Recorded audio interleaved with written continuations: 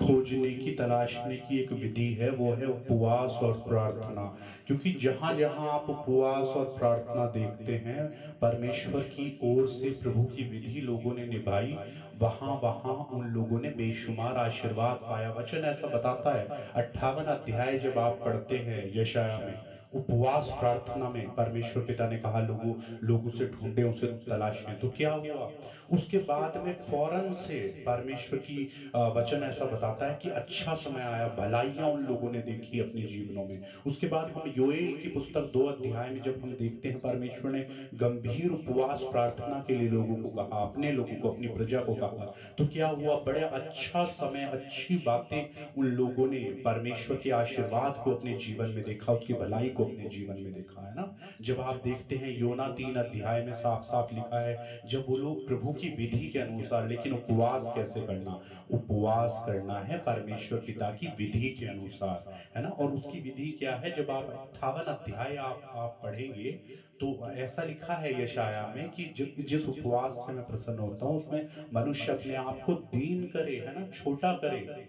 और सचमुच में देखिए, आप सचमुच में उस बातों के लिए 36 का जब 6 आप पढ़ेंगे, उसमें क्या लिखा है यिर्मयाह में, कि उस उन विधियों को उन्हें बताना, है ना, उपवास के दिन ठहराना। क्या पता वो लोग उन विधियों को सुने और पछताएं और अपने बुरे पापों से फिरें, और मैं उनके साथ भलाई करूं, उन्हें आशीर्वाद दूं। देखिए, उपवास प्रार्थना में उसे खोजने का एक बहुत अच्छा उदाहरण हम लोग देखते हैं। एजरा नबी की पुस्तक में ऐसा लिखा है, उसके 8 अध्याय के 21 वचन में, तब मैंने वहां अर्थात आहवा नदी के तट पर उपवास का प्रचार इस आशय से किया कि हम परमेश्वर के सामने दीन हो, यानी कि उपवास का प्रचार किया गया कि लोग प्रभु के सामने दीन हो, है ना।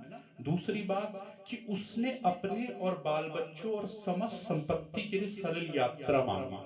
क्योंकि परमेश्वर को ढूंढने के लिए क्या है, हमें अपने, क्यों ढूंढ रहे हैं उसे? अपने बाल बच्चों के लिए, अपनी संपत्ति के लिए, जो कुछ हमारे पास है जीवन में, सरल यात्रा हमने मांगनी है। उपवास प्रार्थना में जब हम अपने आप को दीन करेंगे, तो हम सरल यात्रा उस दौरान जीवन के सफर में मांग रहे हैं। बार बार प्रभु के सामने उसकी विधि के अनुसार उपवास प्रार्थना ठहराएं। और इसी में आगे लिखा है, हमारा परमेश्वर अपने सब खोजियों पर भलाई के लिए कृपा दृष्टि रखता है। जब हमने अपनी सरल यात्रा पिता परमेश्वर से मांगी, हमने उसे खोजा, उसे ढूंढा, उसे तलाशा, लेकिन उसकी विधि के अनुसार, तो परमेश्वर पिता ने क्या किया?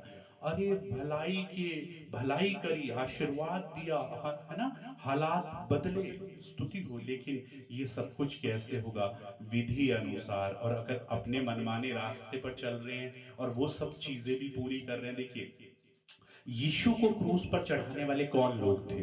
यीशु को क्रूस पर चढ़ाने वाले बाइबल पढ़ने वाले लोग, उपवास करने वाले, दान दशवांश देने वाले, गीत भजन गाने वाले लोग। और उन्हीं लोगों से क्या आज नरक भरा हुआ नहीं होगा उस दिन? क्या वो लोग परमेश्वर की विधि, उसकी इच्छा के अनुसार चल रहे हैं? नहीं। तो ये सब होने के बावजूद हम लोग नरक में जा सकते हैं, लोग नरक में जा सकते हैं, वो तमाम विधियां पालन करने के बावजूद भी, उपवास करने के, प्रार्थना करने के, और गीत भजन गाने के, दान दशवांश देने के। लेकिन एक भी व्यक्ति जो प्रतिदिन अपने जीवन में उसका क्रूस उठा रहा है, प्रभु ने क्या कहा? क्रूस उठाने को प्रतिदिन कहा। अगर क्रूस उठाकर आप प्रतिदिन परमेश्वर के सम्मुख चल रहे हैं, उसे विधि से खोज रहे हैं, तो निश्चित आप परमेश्वर पिता की महिमा को देखेंगे और उस दिन उसको अपना मुंह दिखा सकेंगे। स्तुति हो परमेश्वर पिता की महिमा के लिए। इसलिए उपवास करिए, परिश्रम करिए, सुबह उठिए, अपने बाल बच्चों के समेत उठिए, उन्हें उन दिनचर्या का पालन करना सिखाइए, विधि से उसे खोजिए। क्योंकि अगर आप उसके राज्य और धर्म को अपने जीवन में, उसकी विधियों को खोज रहे हैं, तो क्या होगा?